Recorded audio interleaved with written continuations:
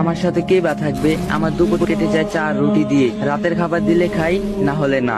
মা প্রতিদিন বলে যে বাসা থেকে বের হয়ে যা, কিন্তু আমি কই যাব? আমার তো এই পৃথিবীতে আর কেউ নাই। আমি দোয়া করি যাতে আমার মতো মা বাবা বন্ধু বান্ধব কারো লাইফে না আসে। আমি ছিলাম আমার মা বাবার সবচেয়ে আদরের সন্তান, কিন্তু হঠাৎ করে কি হয়ে গেল কিছুই বুঝতে পারিনি। আমি যে ছেলে রাত 7টার পর বাসার বাইরে থাকতাম না, আজ সে ছেলে রাত 2টা পর্যন্ত রাস্তায় রাস্তায় ঘুরে।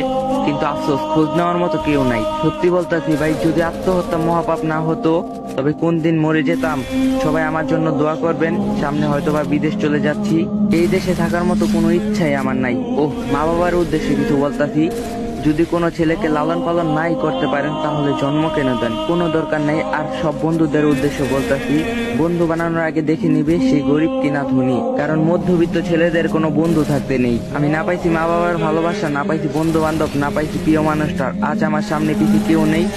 অনেক কিছু আছে না থাকার মতো, কেন জানি নিজেকে খুব এতিম মনে হচ্ছে।